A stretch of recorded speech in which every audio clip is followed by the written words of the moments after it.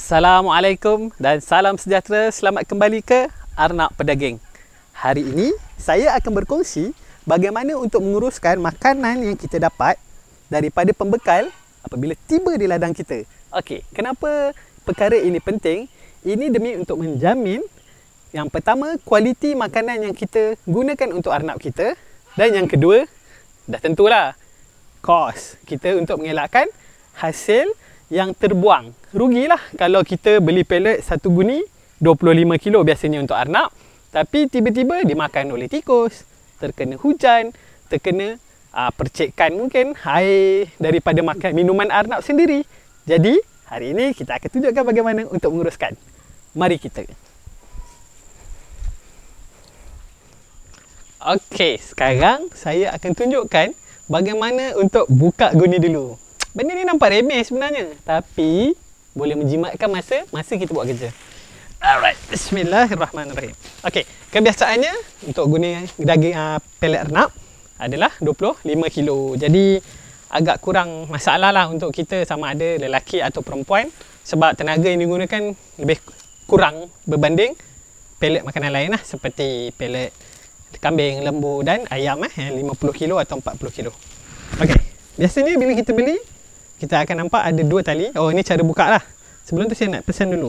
Okey, apabila kita beli makanan, kalau boleh pastikan ada kertas ataupun label yang tertulis waktu pembuatan ataupun dihasilkan kerana di situ ada tertulis tarikh pembuatan, dan kita boleh anggap biasanya 1 bulan, iaitu 30 hari hingga 40 hari makanan ini boleh bertahan, bergantung cara penyimpanan dan juga waktu kita terima pelet ini. Okey? Alright, macam yang ni saya dapat untuk 9 Disember. Hari ni tengok, hari ni 20 Disember. Bermakna saya boleh pakai ni untuk dalam tempoh lagi sebulan, dan biasanya kami di sini amalkan ambil makanan 2 minggu sekali untuk dipastikan mendapat makanan yang segar. Walau bagaimanapun, keadaan ini bergantung kepada lokasi ladang masing-masing dan kelapangan masa untuk pergi ambil makanan atau makanan dihantar. Jadi semua itu kita cuma boleh kongsikan secara umum maklumatnya, dan para peternak ataupun yang baru mula menternak boleh merancang sendiri. Okey, sekarang kita tunjuk. Okey, ini mungkin untuk beginner lah, orang lama dia dah biasa dah. Dia biasanya tali akan ada dua, satu yang pendek dan satu yang panjang. Okey, biasanya yang pendek ni untuk kita potong atau buka. Sekejap, kita ambil pisau dulu. Okey. Potong di sini. Okey. Alright. Kalau kita potong tali yang betul, biasanya kita lebih mudah. Tarik je. Tada! Okay, kenapa saya kongsikan perkara ini? Sebab ini cerita dulu 11 tahun lepas, masa saya mula menternak. Masih belum biasa, tak pandai lagi kan. Nak buka guni je pun dah dekat 15 minit. Sebab terpaksa tetas satu-satu tali guni. Memang nampak perkara mudah, tapi kadang sakit kepala.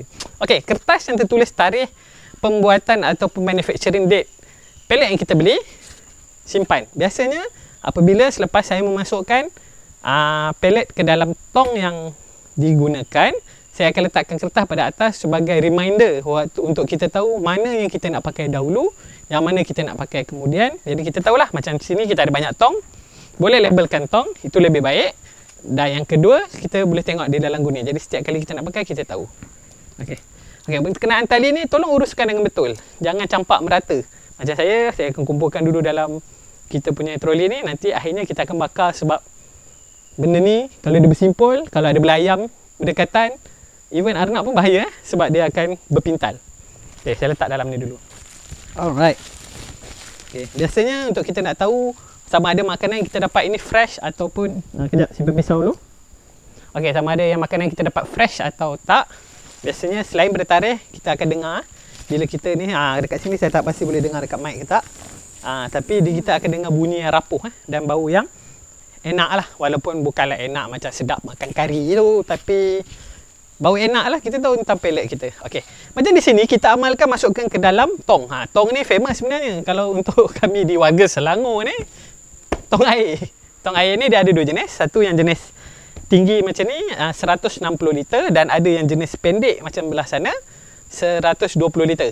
Dan kebiasaannya untuk yang 160 liter ni kita boleh isikan untuk guni 25 kilo ni, iaitu sebanyak 4 guni.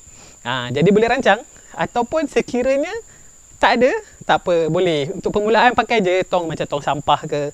Okey, kenapa saya sarankan ataupun cadangkan untuk simpan di dalam tong? Kerana bila kita longgok di guni dan kita susah untuk mengawal persekitaran kita, iaitu dengan kehadiran monyet, kehadiran tikus, dan juga paling yang ditakuti tikus ataupun yang kita boleh kawal sebenarnya. Yang paling ditakuti adalah tentang kelembapan yang datang. Lagi-lagi untuk rakan-rakan yang mempunyai ternakan yang masih kecil, mungkin pakai 1 guni 1 bulan. Sebenarnya 1 guni yang sama nak pakai 1 bulan ataupun 2 guni. Bayangkan bila kita pakai bahagian bawah sekali, dia akan jadi keras. Kerana mendapan ataupun pengewapan yang berlaku pada lantai simen ke, lantai kayu ke, ataupun percikan air sebabkan hujan ke. Macam-macam boleh berlaku, dan semua tu saya ceritakan sebab saya pernah alami. Tak perlu lagi lakukan kesilapan yang kita dah pernah buat. Okey, buka Okey. Biasanya tong ni dia kedap Ada setengah ni kadang dah lama pakai, getah dia dah hilang. Bila kedap ni kelebihan dia boleh cegah masuk angin lebih baik lah. Tapi kalau tak ada pun tak apa, sebab macam kita kat sini kita cuma pakai 2 minggu sekali kita akan dapat pelet baru. Okey, letak di sini dulu. Okey. Jadi di sini ada 2 pilihan sebelum pindahkan makanan ke dalam tong. Yang pertama, tapis dan masukkan ke dalam tong. Dan yang kedua, masukkan dalam tong, bila nak pakai baru tapis. Yang tu benda tu tak ada orang kata do and don'ts lah, bermakna rancang. Macam saya di sini sebab kita nak cepat, biasanya bila kita terima bekalan kita terus masukkan dalam tong. Tapi hari ni kita nak tunjuk pada kawan-kawan. Macam di sini juga kita ada bezakan, ada 1 tong lah untuk kumpul habuk-habuk ni. Dan habuk-habuk ni kadang kita bagi je makan pada ayam kalau mungkin ada ternak ayam. Dan di sini kita ada ladang yang berjiran dengan kita yang beli ayam. Kita bagi pada sana lah. Nak jual boleh juga, tak ada masalah. Okey dah, kita cedok dulu. Cari jenis penapis yang mudah macam ni. Kita tapis. Nampak? Habuk banyak. Yang ni kita susah nak marah. Kita nak marah pengeluar pun, kan nanti kita nak beli kat mana pula kalau barang dah tak ada. Tapi ini mungkin disebabkan faktor binder yang digunakan ketika buat pellet, ataupun bahan-bahan tu lah. Mungkin terdapat macam kulit, polat apa semua. Jadi faktor-faktor tu kita dapat elak. Jadi kita sebagai peternak yang bagi saya kecil lah, macam yang selalu saya kata, reban kecil, arnak banyak. Itu yang kita cuba pegang dan kita cuba lakukan. Jadi kita kena rancang dengan persekitaran dan ataupun keadaan sekeliling dari industri kita. Okey, kita tapis. Okey, dan masuk dalam tong. Ataupun pilihan kedua, boleh ataupun yang memang kita buat di sini, kita terus pindahkan. Okey, saya tunjukkan dah bagaimana untuk tapis dan ni. Alright, bismillahirrahmanirrahim. Cuba.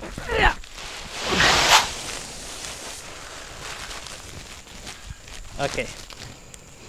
Alright. Bila guni telah digunakan, kita dah tuang Lepas tuang, kita terus lipat. Biasakan, jangan biar bersepah. Sebab apa? Setiap guni ni berharga. Ada setengah yang boleh dijual balik, ataupun kita guna macam di sini kita gunakan semula untuk collection tinja arnab sebelum dijual ataupun sebelum kita proses menjadi kompos. Tak apa, itu saya nak akan sharekan pada posting-posting yang akan datang. Okey. Alright, kita buka lagi 1 guni. Lepas tu nanti kita akan tunjukkan bagaimana. Okey kertas simpan. Letak dulu sini, nanti kita masukkan dalam ni. Alright. Macam biasa, bila potong tali yang betul, mudah untuk kita buka. Okey, kompos simpan di sini dan kita tuangkan masuk ke dalam ni Bismillahirrahmanirrahim.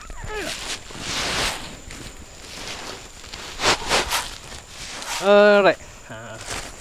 Sebelum ni kita dah telah masukkan 2 guni ke dalam, dan ini ditambahkan dengan lagi 2 guni. Jadi dalam 1 tong ni ukurannya untuk 2 guni. Alright. Okey, 2 guni. Dan selepas tamat, pastikan kita letakkan kertas yang saya katakan tadi di atas dan tutup. Dan guni yang tak digunakan kita akan kompos semula. Okey, jadi dengan itu untuk perkongsian hari ini saya harap dapat memberi manfaat. Kadang mungkin kita rasa perkara pengurusan ni remeh, tapi ia sebenarnya membantu menjimatkan masa dan menghasilkan kerja yang lebih banyak sebenarnya bila masa yang digunakan untuk lakukan satu kerja itu pendek dan berkualiti, maka banyak kerja yang kita boleh lakukan pada hari dalam aktiviti seharian kita. Okey, sebelum kita berakhir, seperti biasa jangan lupa untuk like, share dan subscribe, dan untuk memastikan rakan-rakan mendapat video yang dikongsikan setiap minggu, jangan lupa tekan butang loceng di bawah ini, dan jumpa lagi. Assalamualaikum.